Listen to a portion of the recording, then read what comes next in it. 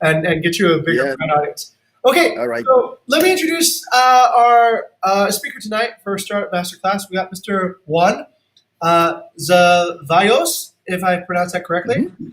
And Yes. Mr. Juan Zevallos is joining us from Latin America, where he's worked many years in HR.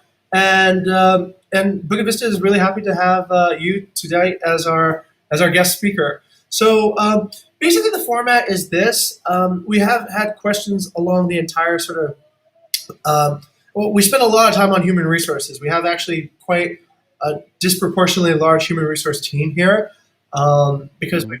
we're in the innovation business, and a lot of it is related to training, development, and coming up with the correct human systems to really grow our company. So, just to kind of break the ice a little bit, I just want to get it started. Like, how did you get involved in doing human resources? I saw that you went to UT Austin. Yes. Hook 'em horns, right? And Yes. Hook 'em horn. Yeah. that and I saw that you were a mechanical engineer by trade, and similar to myself, I started on the West Coast as an electrical engineer, Yes. and I eventually saw we that. both did. Yeah, eventually we both did something more related to human resource. So I'm very curious about Yeah. how you found yourself into this industry. Yeah. Actually, human resources was the furthest thing in my mind. I went to engineering school not to not to go into HR, but I was very fortunate that I joined Procter and Gamble at that time after graduating.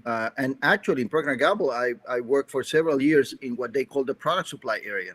Okay. And it's amazing because when you are in product supply, you work with a lot of people. Okay. A manufacturing facility, a procurement, everything.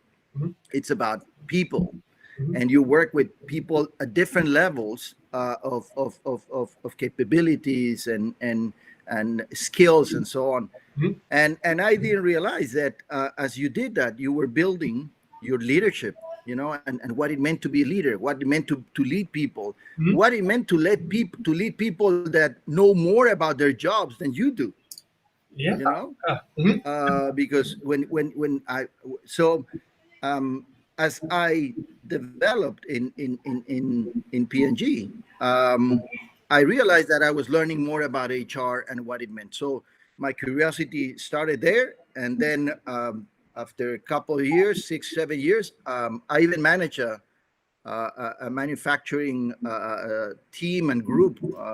So following that, I just went into HR.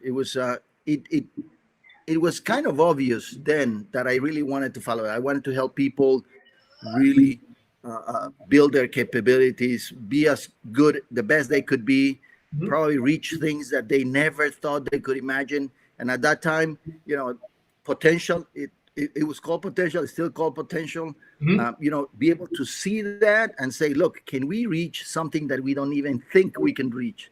Excellent. And then that was my motivation, and that's still my motivation in HR. Reach there. Okay, that is actually a brilliant. That we have a lot of resonance there. One of Hmm. our primary missions at Bukit Vista is we want to inspire delight through hospitality innovations that positively transform people. And it was funny because today at our all hands company wide meeting, we talked about Hmm. transformation. We talked about this idea of let's say somebody starting somewhere and then undergoing a transformation process to become their full Yeah, yeah. potential. And I completely agree that I think I came from engineering to have like this idea of I wanted to kind of control over the world, right? Like I would design things that would then, and the funny thing is, in the engineering industry, I realized that the opportunities to actually make real influence were sort of more and more limited as the industry got more mature. Like you wouldn't work on an Hmm. airplane, you'd work on a bolt on the airplane, or Yeah. you wouldn't work on a chip. But when you're working with people, you're always like, you're working with a person that has potentially a lot of impact, more than a bolt on an airplane could. So I naturally Yeah. also follow along that same. I identify with you there. And Interesting. there's the first thing that you mentioned there, which is like you're leading people who actually know more about a subject than you do, and it became actually one of the topics that we talked about a few days ago in our leadership development program about how do you do that and how what is your basis of authority? What's your basis of of why should you be the person to do that?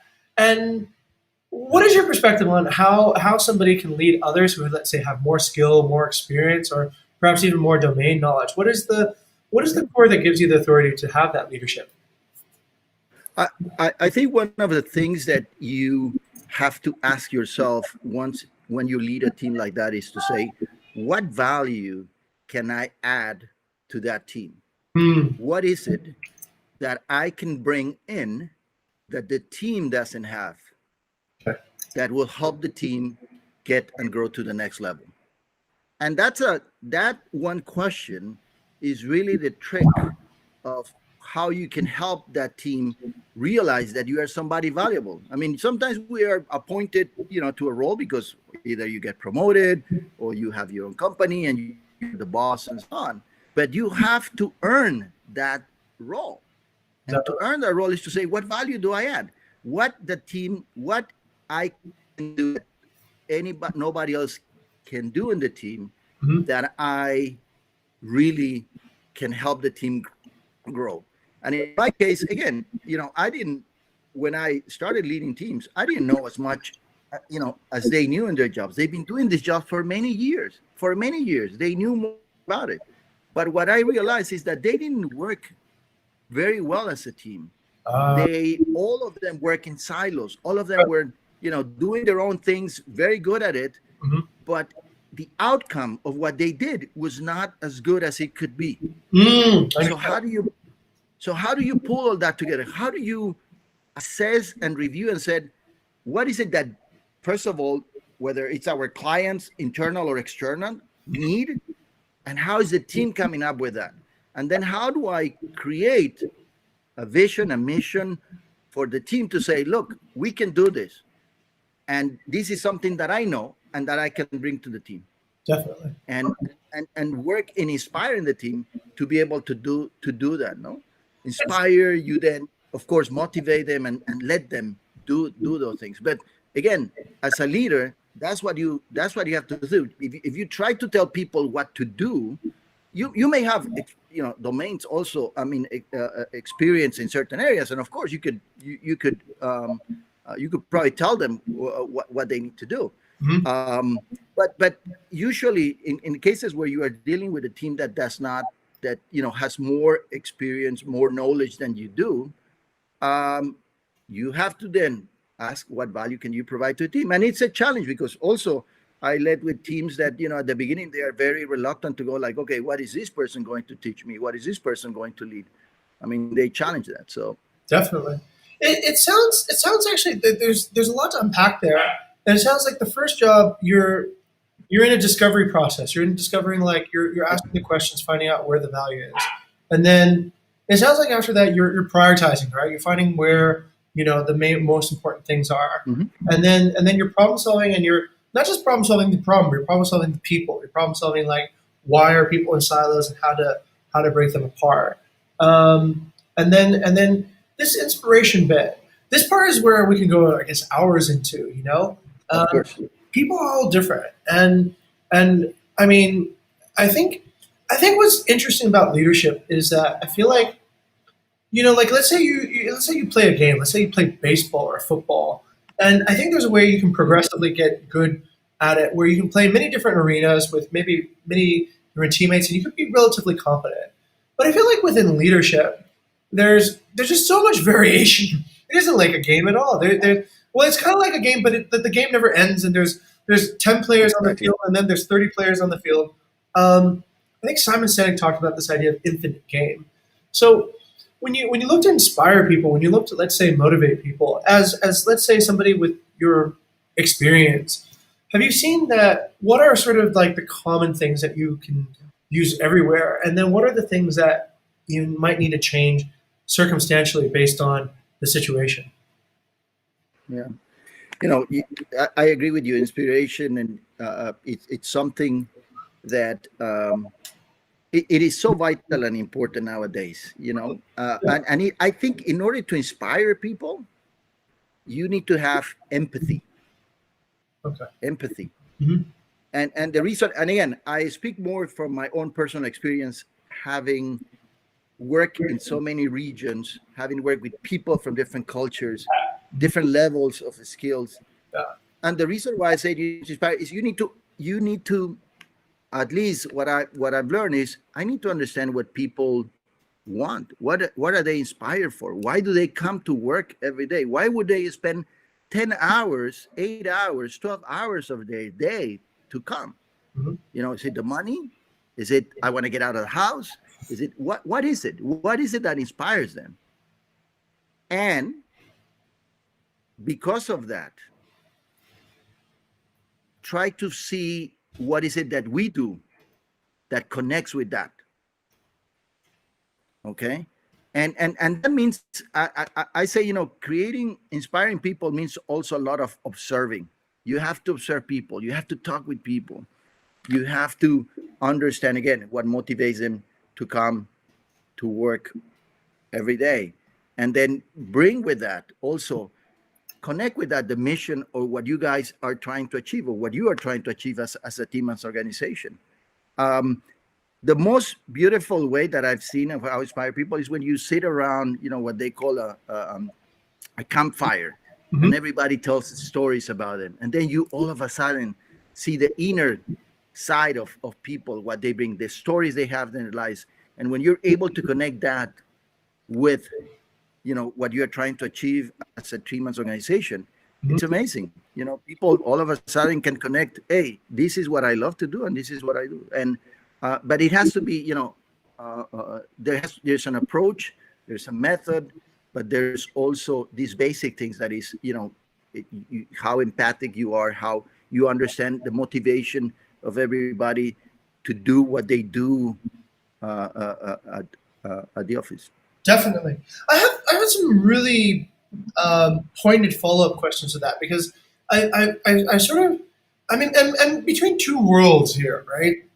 And so one world is like where we're sort of we've been doing this for a while, and I've heard two very distinct answers.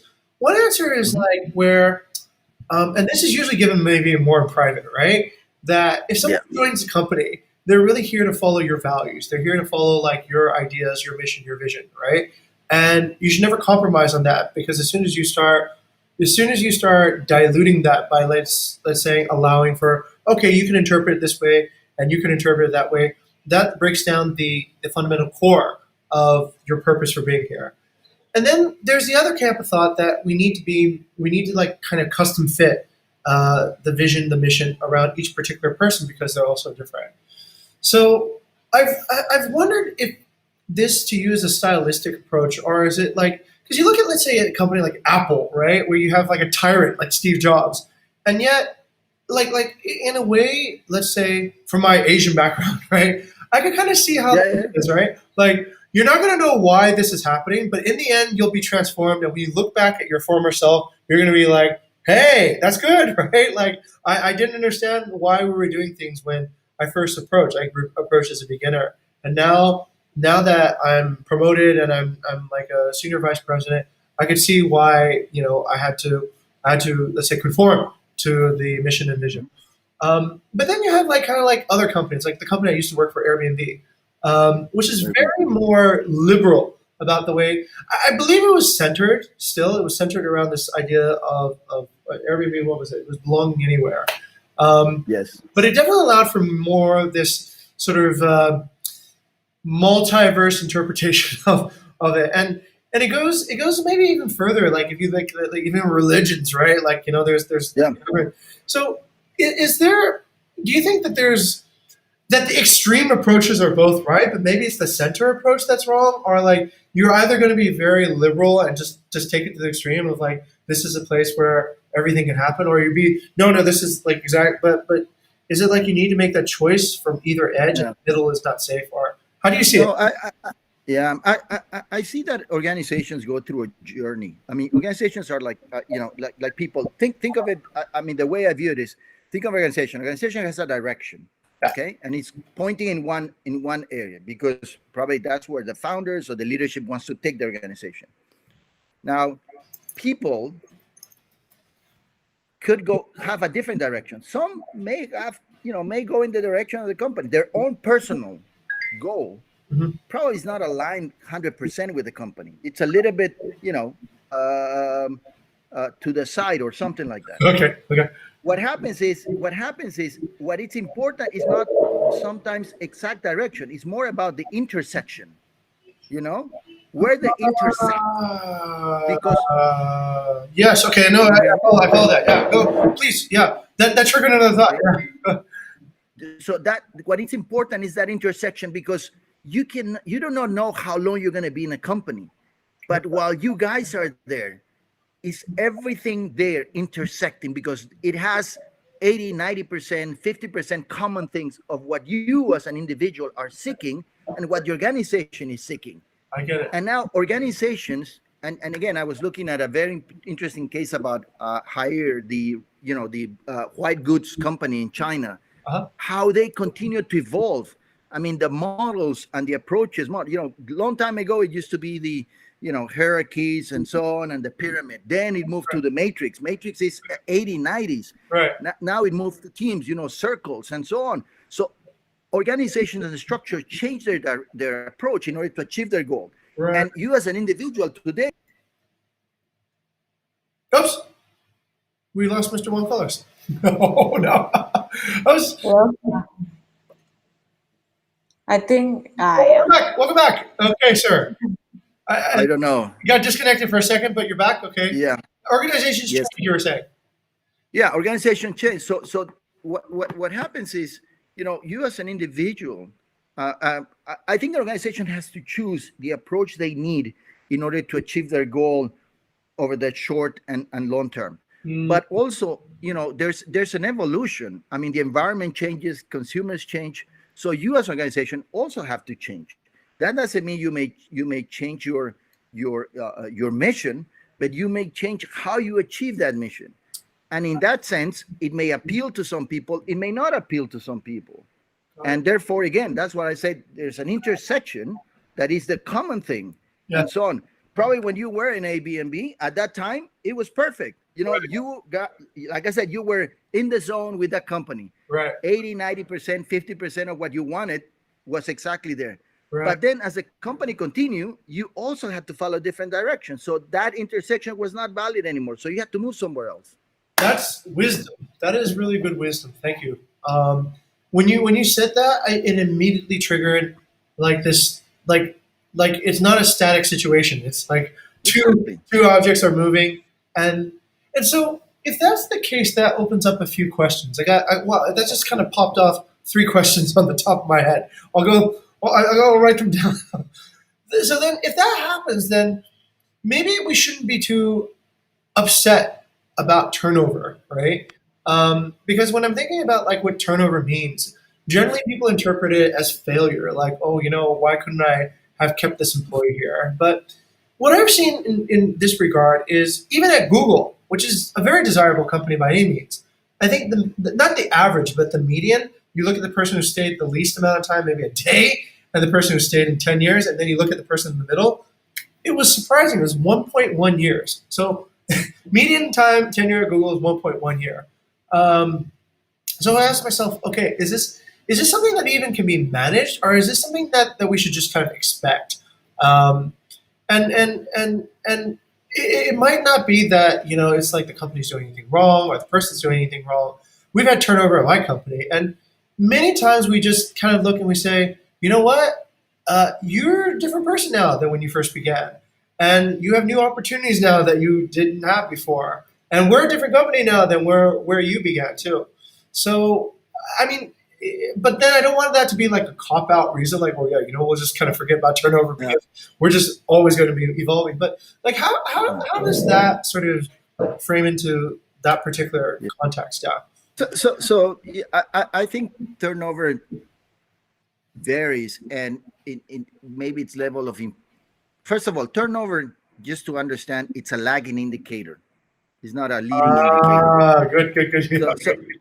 So when you look at turnover, it's like you're looking at the rear mirror. Yeah. To trying to determine where the future is. Right. Okay. Right. So, when I look at turnover, it's more like, okay, it's done, it's happened. So what you need to focus is to a leading indicator. And there are so many options there and so on. What motivates people, employee surveys, focus groups, et cetera, et cetera. That's what you need to focus on to determine again what makes people stay where they are staying. Oh, What is it that they want. I worked for industries and companies where turnover was something we really needed to reduce, and the reason is because probably the know-how of some of the people and sometimes. And you also have to understand, in a company or in a group, there is certain people that it's okay if they move. There's certain people, certain groups that probably you don't want them to move, and you need to understand what is that core group and that core competency, or sorry, that core population, yeah. which is important to me. So, and again, also, I do think that if you have very high turnover, you have to see if the approach you have ensures that the business continuity can get to the level it needs with that level of turnover. Got it. Because turnover also means new idea, new blood, and so on, but also means loss of know-how. You have to retrain people, you have to re-engage people, etc. So there's a balance of how much turnover is really good and how much, and it could be different for every organization. I work for leaders where they say, look, turnover in this function, it's okay. Turnover in this function is not okay. We need to make sure and therefore you focus on that. But again, turnover is a lagging indicator. I mean, it doesn't.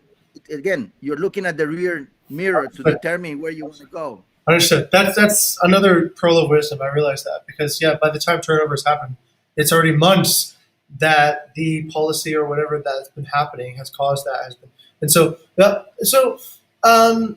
you mentioned that employee surveys could be a leading indicator. What sort of are your clues that indicate something could be wrong with yourself as an organization? Let's say as a CEO, right? What would be like? Let's say, because this is a really interesting question too. What we have seen is that through an employee survey, you sort of can lead people to believe things that might or might not be there, right? Like I realized we've seen a few analogies, but let's say what I noticed was probably the most beginner mistake was you sort of imply that there's problems, right? Like you imply how many things are not perfect here, right? And I remember when I first started surveys like that, I meant to sort of get feedback so that I could improve. But what it started doing is I realized it started contaminating things. Started making, that's a good question. Never thought of it that way. Now that you mention it, right? And then through the survey process, you've created almost like a distance between the employer and the employee. It's like, okay, I'm observing you doing this thing. And then I saw another survey that was like radically different. It was like to think of it together. And so the exercise was, instead of saying like, what do you think of the company? They said instead, draw a balloon, right? Draw a balloon. And these are the things that inflate the culture in the balloon. And these are the things that deflate. And I realized just by that simple psychological switch, it made the survey go from a participatory survey to sort of, instead of like a critical, sort of like an outsider, like looking in. So I know that surveys are the right direction, but I'm also cautious about what makes a survey actually add to culture rather than subtract from culture. Do you have any thoughts on that? Yeah. I think surveys are just another tool and are not the only tool to determine. And you also have to use it in a way to say, okay, what is it that you want to achieve with the survey? What is it? What is it that you wanted to tell you that you don't know today? Right. I know that we in HR do a lot of assessments and have a lot of great tools, but I always say that many of them do not have as much power, I would say, as observation and talking to people directly. I get what you're saying. I mean, that's true. Because again, I always say whenever you want to make a decision or something, 80% of that should be based on what you observe over a period of time, what you talk to people and so on, and 20% maybe whatever you need to survey. You want to assess people, or you want to, you want to put them. I kind of, as maybe as an engineer, I always think like whenever you do assessment, you're putting people like guinea pigs. Let me Yeah, make sure I and teach they're them, gonna be and here are the wires, and yeah, let me yeah, tell yeah. you, which They say what? which is which is, by the way, it's okay. Assessments are not, by the way, they are great ones and they are helpful, but they only give you a portion of it. So I always take every assessment, everything with a pinch of salt, because then I say, have I done more observation? Have I done more talking? Have I assessed on my own by reaching out to people, by gathering information, but by other means enough to do that? So again, I do believe that surveys help tremendously. I do believe that you have, it's better sometimes, and I know there are a lot of assessments, not to have those predetermined questions. Of course. Probably you have to frame them according to the moment you are in and what you are trying to achieve for that special moment. And think about it. If a company is evolving over a 20, 30-year period, would the questions of the survey 10 years ago, 20 years ago be the same? No, it has to change. When do you change them? How do you change them?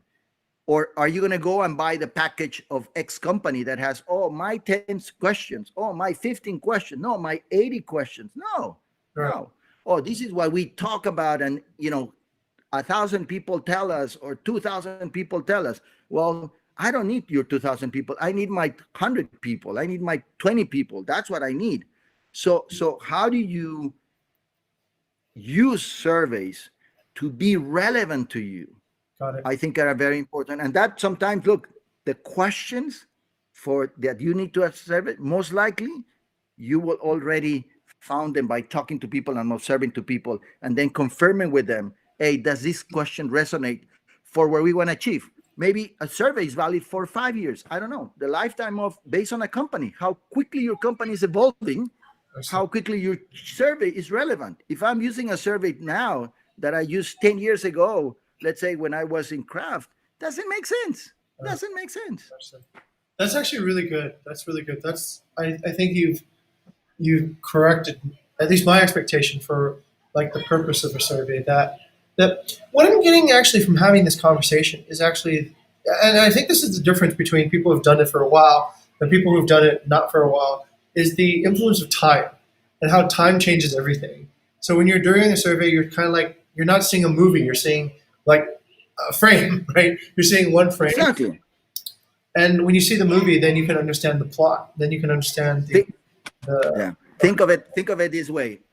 When you're doing a survey, you are using a black and white film to actually try to take pictures of colors.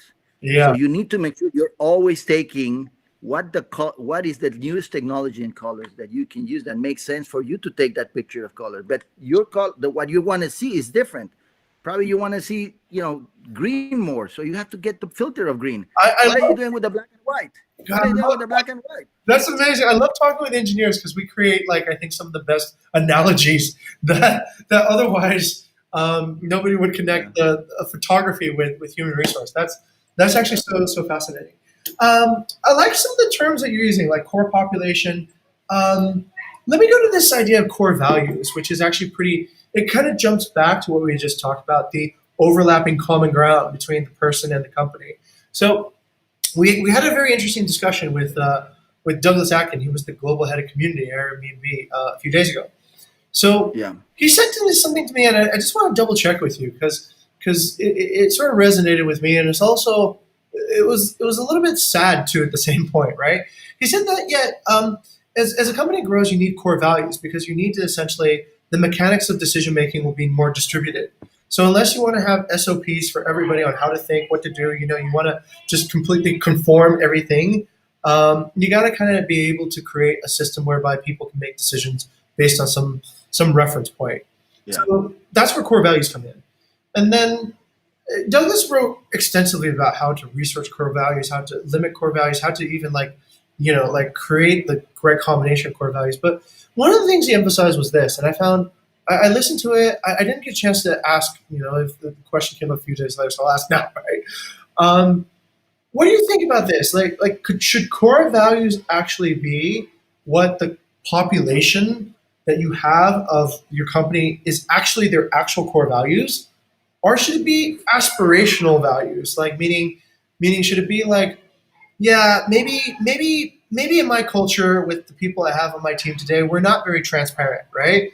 But we want to be transparent and we want to have that kind of culture. Maybe people around us, they don't use data very much to make decisions, but we want to have that value. So according to Douglas, his philosophy is that it should be reflecting what the actual values are. So the more of that overlaps, the personal values of the individual actually overlaps with the values of the company. But then I always feel like, well, what if the values of the individual don't overlap enough to like take you and succeed on the mission? Then you need those aspirational. I'm actually still undecided on this. So, what is your thought on where to actually sort of subscribe the core values so that they do create that maximum overlap so that it will resonate and attract the right people and lead the mission at the same time? Yeah. For me, one of the things, at least on my own experience, one of the things where the core values really were internalized for me wherever I work was on moments of crisis, was on moments of where I had to make a hard decision. And there was no guide, no book, and so on. And therefore, I looked at the values and said, what does this mean to me? And what does it mean for the organization? Because as you make decisions on both ends, representing the organization, but also as a human being. Does that resonate with you? Is it you who can live the rest of your life knowing that decision was made with the intent of a value that you believe in? I do think that values also have to be some level of aspirational stuff, because you are also creating values for an organization that you are evolving and you're trying to achieve. So as a leader, or you need to ensure that those values continue to shape the culture that you want to achieve, and the culture is a means to an end. It's not an end in itself. Okay, so the values help for people to shape that culture. If transparency is one, how does it look? How do we make sure we take it to the level that it would enable us to achieve our mission? Not having transparency for the sake is, we want to be transparent or we want to be honest and so on. No. How does that help us achieve our mission? Is that something so important to achieve that mission and vision that we want? And therefore, that's where the core values are. Now, there are some core values that probably help you to get where you are today, and you have to say, are these still valid? I work. Are they still valid? It's interesting. If you look at some companies over a period of years.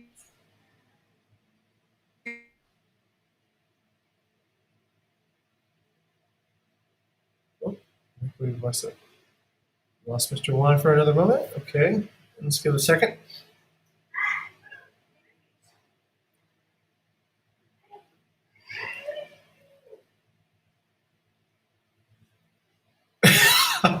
Okay, looks like there's another technical situation. We'll just give it a second for the internet to restore.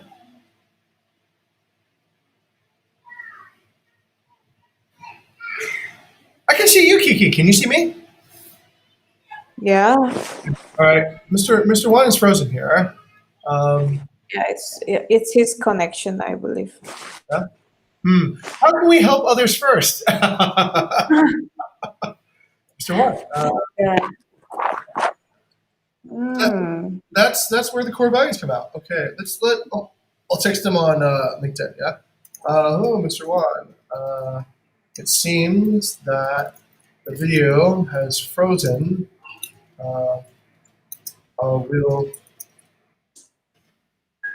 it's frozen. Okay, okay.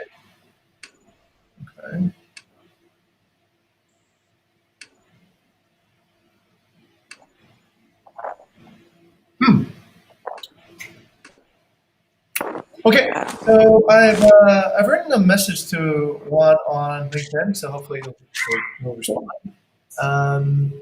Let's see. Oh, okay, there. Yep. Probably go back. Oh, connecting again. Okay, he's going to connect back in. Okay. I wonder, Do you? Yes, sir.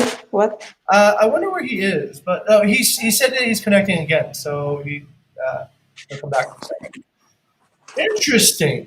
So this has been pretty good because we're able to compare like two different philosophies or core values. Now you can have like multiple interpretations of the truth. How cool is that? Yeah, that's great. Awesomeness. Also, sir, I like this. I like when he mentioned once about what is it? The survey, the data that we collect from employees, from our people. Yeah. Not necessarily survey, but any kind of method that we can try. But I do agree when he mentioned about survey is not the only tools. 101 or probably talk directly is effective. And observation. I think this is actually really interesting. That observation is a lot hard. It's more genuine. I think in terms of like you said, right? If you put like an animal in a laboratory and you connect everything to it and you're trying to figure out how it feels, well, that in itself is already kind of outside of its natural habitat, right? That's already an artificial situation. So I think we have to actually consider that, like the idea that an employee survey is in essence kind of an artificial situation. It is it's not how this happens every day. If you want to figure out, are people happy here? Observe. Right?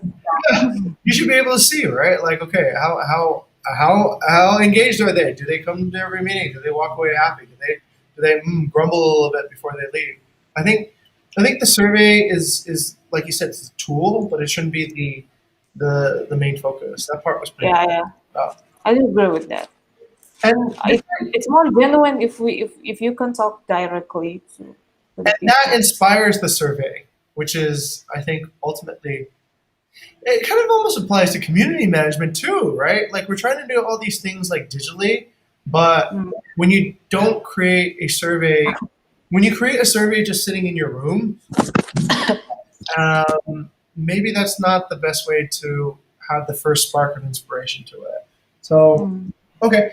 But yeah, this current discussion about the core values, I think, is pretty interesting because what we're talking about is core values earlier.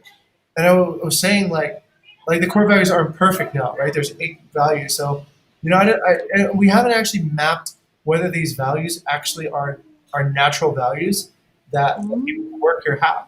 And so if they don't intersect with anybody's natural values, then Mr. Juan is back. Welcome back, sir. Oh, I am sorry for the technology issues. Not at all. We're good. We're good. We were just having a chat about the core values. So you're mentioning that okay, the company evolves and the core values will evolve.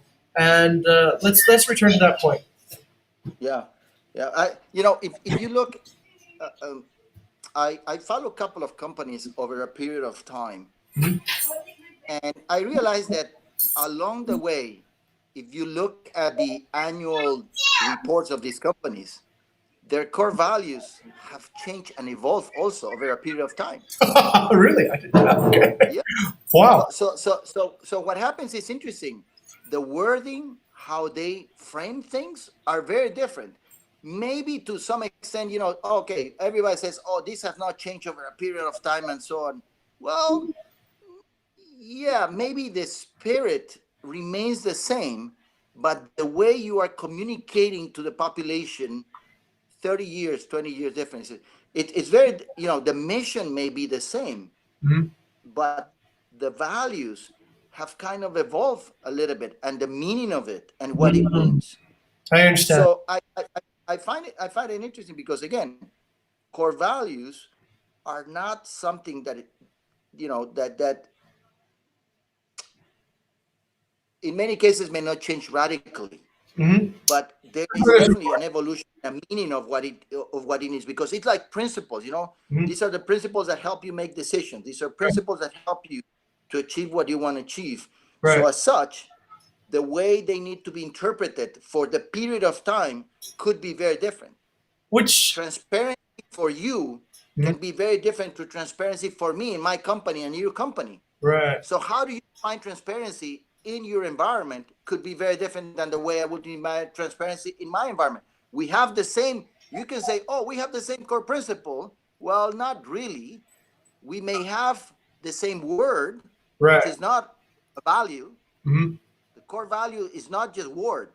The core Yeah. value is the spirit of what you're trying to transmit that people understands about that.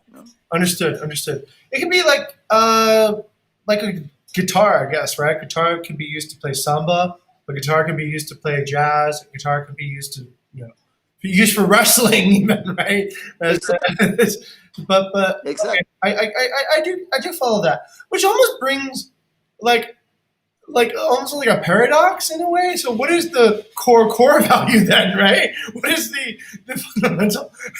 And is all this window dressing to say that we want to make profits and roll it around onions of? I've wondered Yeah. that myself too.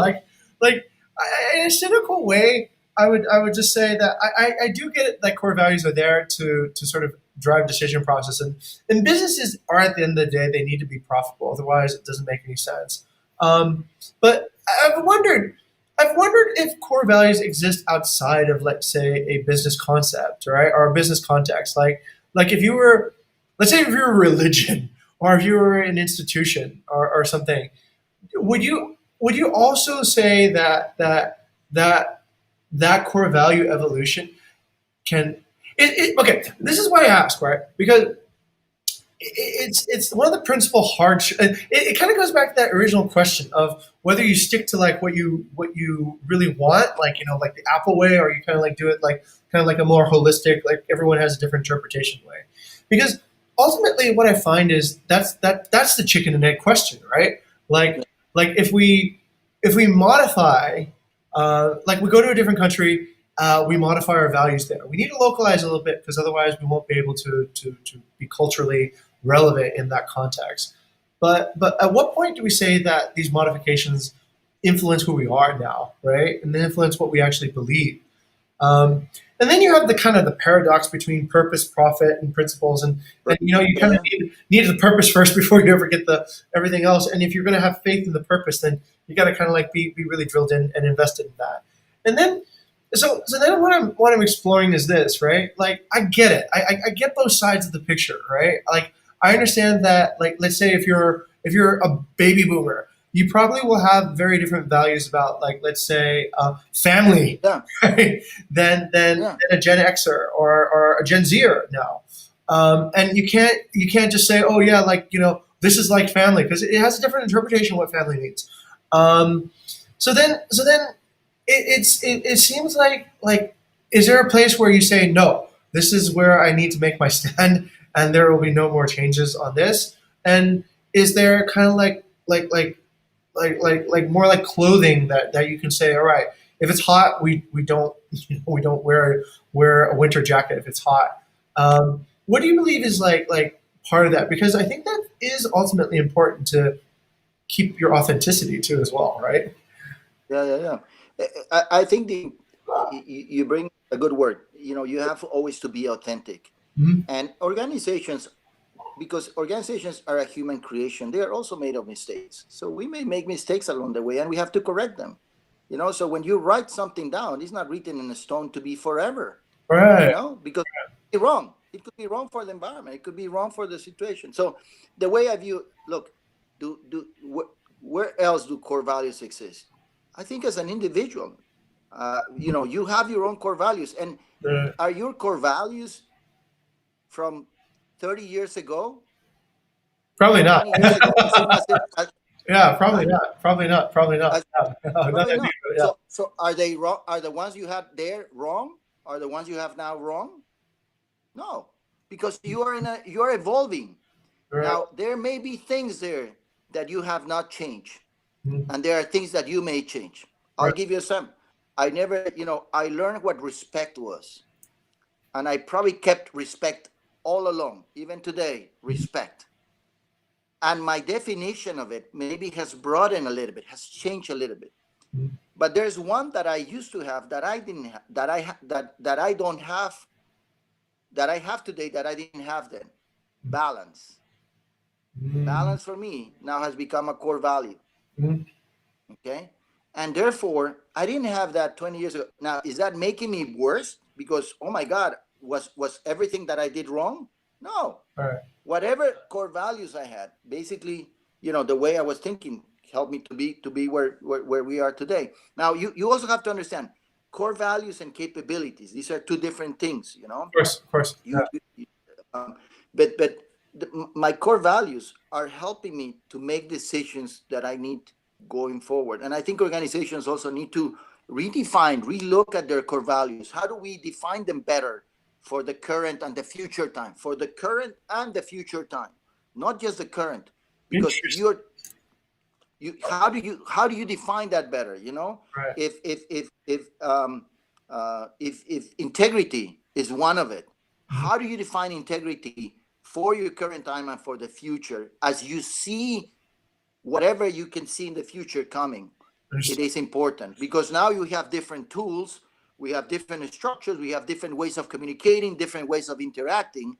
So therefore your definition of integrity could be broader because of the population you have That's right. versus being very prescriptive a couple of years ago when you only had a couple of few people. So those are the things that that's how I think about core values. Again, it is important, it's critical, not just like we said for decision, but also I think investing time on how you define them Mhm. and how you people can internalize that, it is very important because that's when I as an individual ask the question, can I live in that environment where these things are important, Absolutely. where these values, and I need to understand that. And again, probably one of the most interesting conversations that happens with people and with employees, leaders, and so on, is when you talk about the core values, because then all of a sudden you realize how they are defining something that you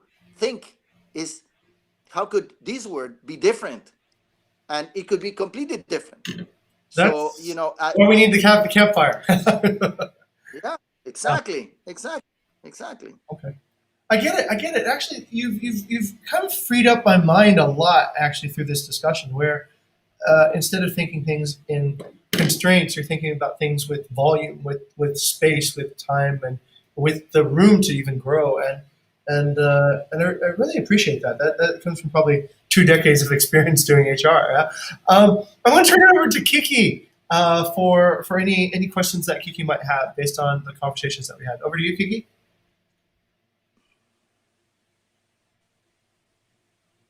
Hello? Yes, Kiki. Hi, Kiki. Mhm. Oh, yeah. Thank you so much. Sure, actually, I'm I have this question in my mind, but it's more related to my roles as a university Sure. relations specialist. So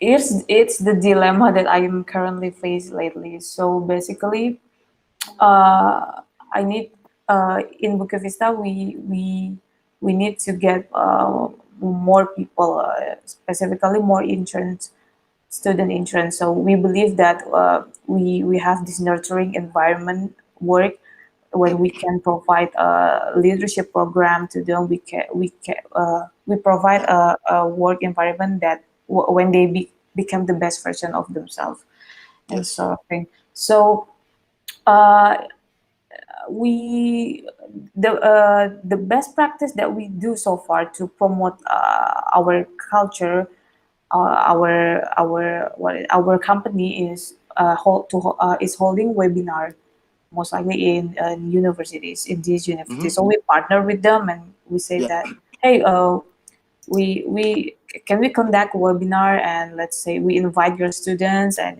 we can tell anything you want, any kind of topic that you want. So we deliver that knowledge to students in hopes that first they understand they understand our company better, and then uh, they will apply. Um, what I noticed so far is I don't know why there are still many candidates that what is that that that doesn't necessarily understand, let's say, our core values and our what is that Mm, our culture better. I can see that because me and my friend Ara in HR, we always yeah. track the candidates like every time, and we saw that there, even though they attend the webinar, even though they attend our event, they still, the message is not fully delivered. Like I don't know why, whether it's our It's fault. Maybe we don't maybe we didn't deliver it correctly, or I don't know. Or the communication or the message, or I don't know.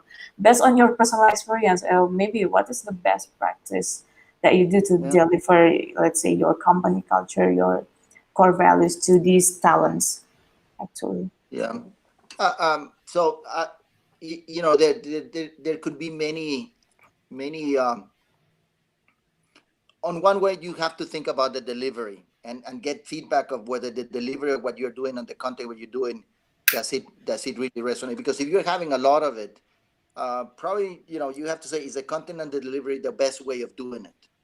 That I think it's another thing. The other thing is when you look at the content, how, um, if you're doing, you said you're doing web meetings, is that right?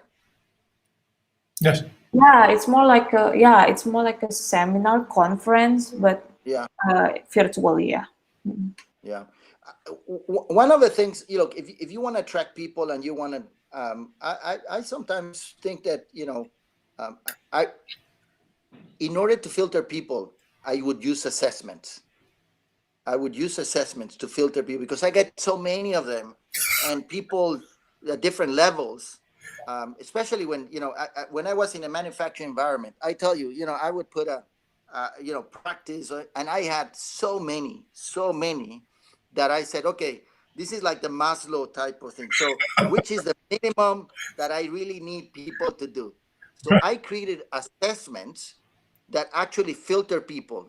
And the interesting thing is, I did assessments, and the first thing that I did is I actually uh, made the top people in my group to actually take them, and I kind of created a curve. That's brilliant. Okay, Good observation. so if these people actually made it close or pass, then I'll bring them in and invest time with them. That's brilliant. That's really smart. If not, because I mean, I had thousands. I'm not gonna read thousands. I cannot see all the, I just, it was impossible. So I said, how do I get the best of the best? So I said, look, I have a team. That's it. My team is, at least for what I know, is the best that I have. So let me use the top, I don't know, 10 or whatever, pick them, create the curve, and then I said, now everybody, you apply 1,000. Then I picked, and then it worked.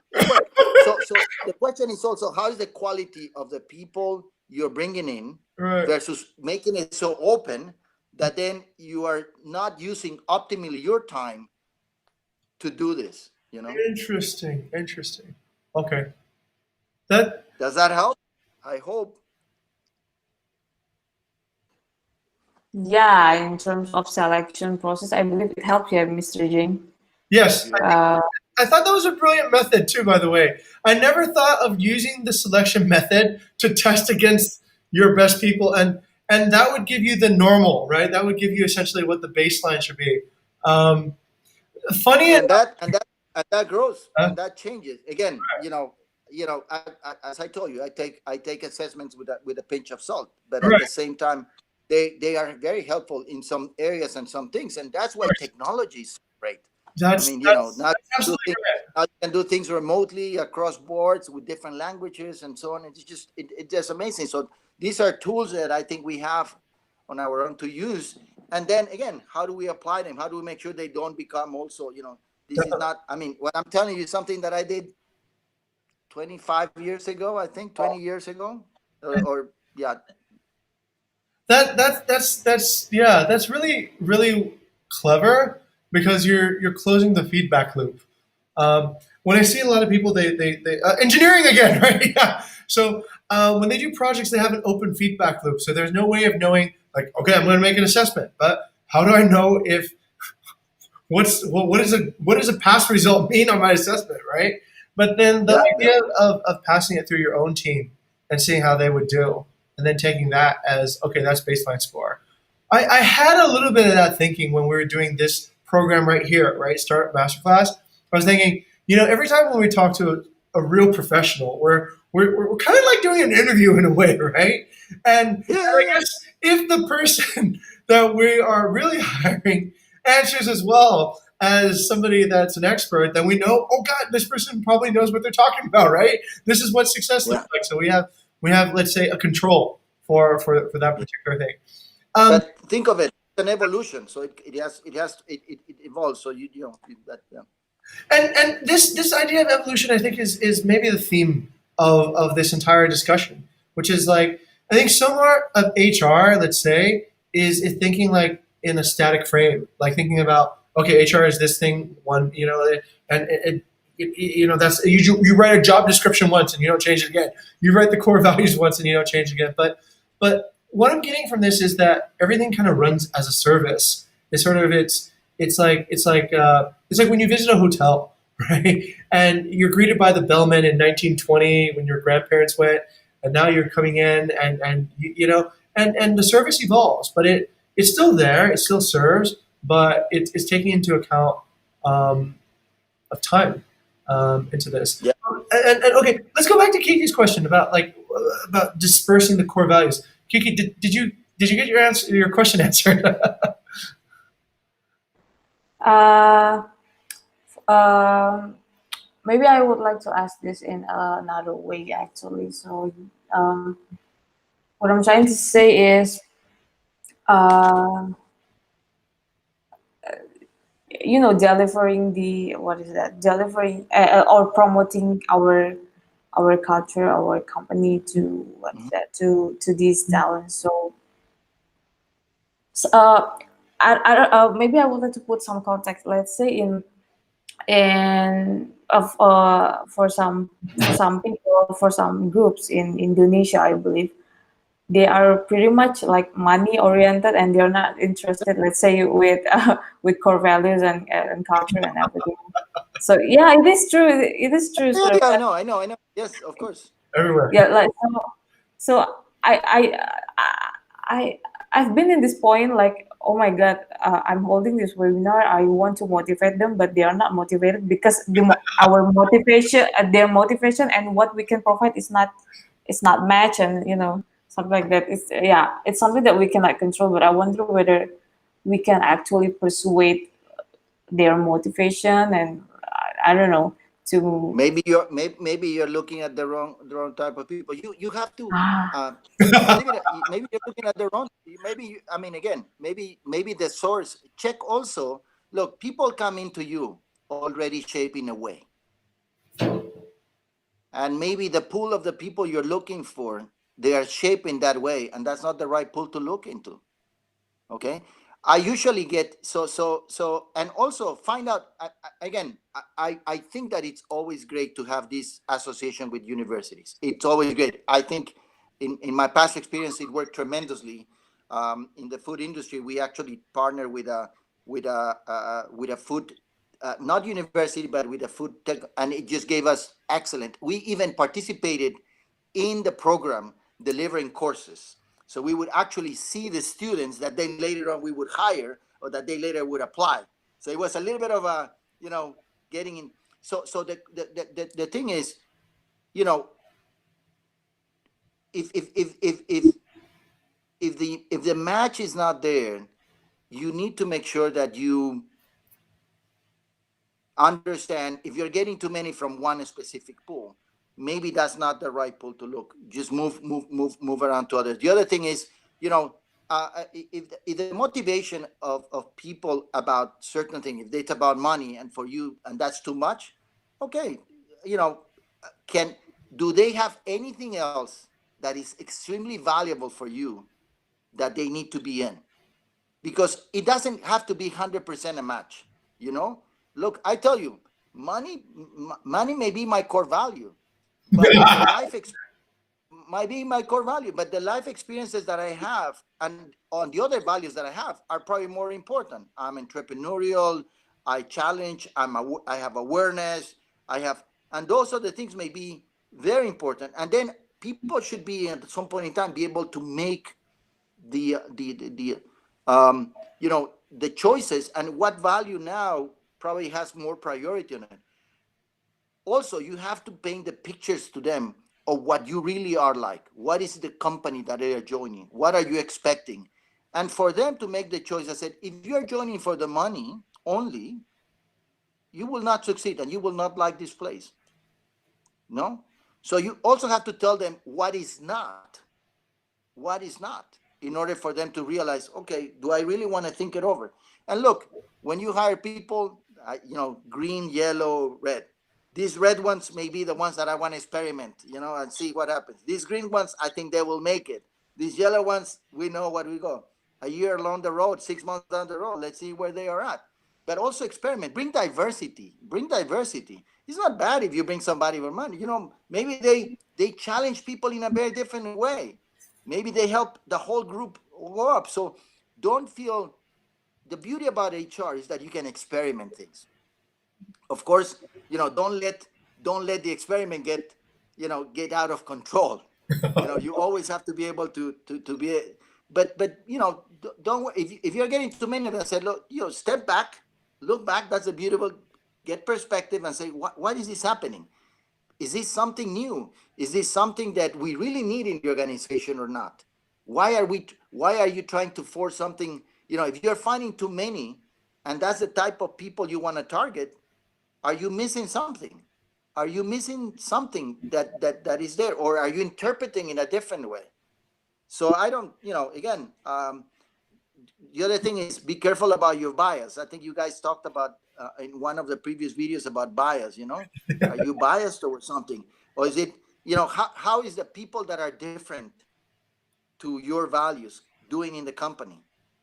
Because that's the people that usually generates and challenges things and the way we need to do and so on, and helps you to test where you are. It helps you to test where you are, to test and say, does it, is it working the way we want it to work or not? Definitely. And you need to have some of them. I don't know, Kiki, does that help? Yeah. That's great. That's help. Personally, it's very insightful. Good. Excellent. So I'm getting so much out of this too as well. One, as you probably have already known, I think the way the engineers see it, and the sort of the colorful analogies and the scientific method, like the idea of taking an experiment and applying it to HR and having fun with that, and then the awareness that there is like these biases. I think it's such a unique perspective that I think like people with engineering backgrounds can bring to the art of HR. This has been fantastic. This has been we've talked to so many different HR people, and there's so many different interpretations, right? And I've become more comfortable with that now. From an engineering background, there should be only one truth. But we talked to like Jabu. She was like the early founder of HR at Airbnb, TaskRabbit, Ship, and she said, HR is a human thing, and human things are sort of like, they're left to be human. And so it's like almost kind of like a 50-50. It's almost like this Heisenberg uncertainty principle. The cat is dead, the cat is alive at the same time, and it's one of those things that's. I just had a very interesting discussion with Kiki's boss, I guess, right, Ara. And we were talking about like, actually I've never used that word to describe Ara, but okay, let's just say colleague, yeah. And we were like, yeah, there's so many weird situations that happen with people, and it's odd because it's almost like it's a people problem, but it's also a people solution at the same time. It's not an engineering solution. It's not like take this and get this gear to rotate and this will fix everything else, right? It's like a one-on-one meeting that will fix it. It's like a campfire that will fix it. It's empathy. Um, yeah, that's right. It is empathy. Okay, great. It's empathy. Yeah. Empathy is the. I think again nowadays. Even I'm so glad that that is taking so much notice and discussion nowadays with everything that is happening around the world. Also, look, we talk about evolution. The important thing in evolution is, why is agility now such a buzzword? Agility. Everybody now has to be agile because things are evolving and evolving at a faster time. Transformation is another word that has become a buzzword. So I don't know. I've been long enough. It used to be restructuring, reengineering. Transform. Now is transformation. And everybody, of course, people are going to tell me, oh yeah, but it's a different definition and so on. At the end, there's one word that for me describes all that: evolution, evolving. Things evolve all the time. So we continue to evolve. Whether you call it restructuring your organization, reengineering, transformation, etc. Things are evolving, and as they evolve, we have to be more agile. We have to be, agility does not mean to be fast. So how all that comes together, that's the beauty about when you work with HR, with organizations, because you see the speed of those things changing. You see that, and therefore it's needed. What do you do from a talent perspective? What do you do from a structure perspective? What do you do from a culture perspective? Those are three pillars that now become very, very important in anything you do. So that's what makes it, the way I do HR now is very different than the way I did it 5 years ago, 10 years ago. And probably the way I will do HR 5 years from now, 10 years from now, would be very different. That makes it so exciting because the evolution. And you answered my last question, which was what would be the one word that you would use to sort of summarize the experience in the future. So I don't have any more questions for today. So Juan, thank you so much for clarifying and for refining and for this conversation. Is there anything that we can tell you about Bali or I don't know, like about maybe where you? So maybe how did you start it, and how did you? Oh God. Okay, so I started this. Let's see, what's the short story? I accidentally wound up in Bali. I was seduced by my wife. I came here on a backpacking trip 15 years ago, and the moment before I was about to go home, I walked into her art shop, and she sold me some wooden teak elephants, and I missed my flight basically. So I ended up, long story short, I ended up staying on the island, and I kind of forgot about my engineering degree. I just had this sort of this second life now in Bali that began in 2004, I guess, or 2005, and wow. So ever after that, I worked in. I had to switch industry, and I started working in hospitality and construction, and eventually I got a job at Airbnb, and that sort of reconnected my technical sort of knowledge back into something that I could use in Bali again. And then we went from one property to about 180 properties, and that was going really well, I guess, from a business point of view. But it was also challenging from an HR point of view. HR was one of the hardest things to get right because it was it was just hard. I guess I didn't have enough experience with it, and people say sometimes I'm maybe too nice with people, whatever. So I had to learn how to lead. I had to learn how to select and delegate. And I came from a background where I really like to do and build and make things. And so anyway, this new opportunity with the pandemic has created a really interesting training and learning opportunity for all of us.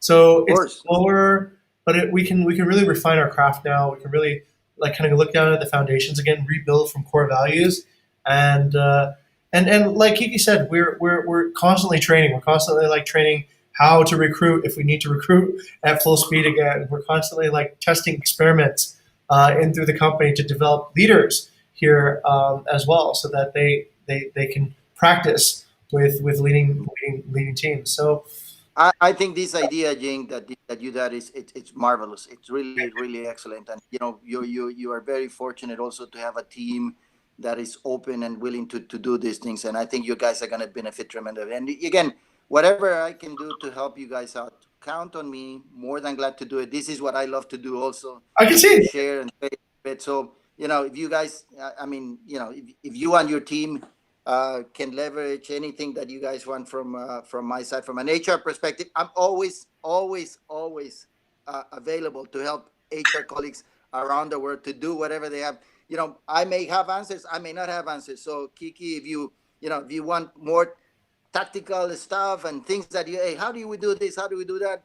Don't hesitate. Just call me up. Let me know. I'm more than glad to do so. Do not feel short about it. And again, hopefully, someday when I'm in Bali, I'll get to meet you guys and We will. see you. But please do feel to do that. We'll Okay. have a villa with your name on it, Mr. Juan. We'll be waiting for your arrival. You'll be Thank you. definitely our special guest. So thank you again. So one last thing. So we're going to take a picture together and we'll write a recognition post on LinkedIn to say thank you. So we'll give Mr. Juan a thumbs up, and I'll take the screenshot 1, 2, and 3. Okay, done. All right, and just to get an idea of your time zone, it says you're in Asia Pacific, but are you currently in Asia, or are you in Latin America at the moment? No, I'm now in U.S. I'm in the U.S. I was 4 years in Singapore. Oh wow! And I just came back. I just came back to the U.S. Okay, all right.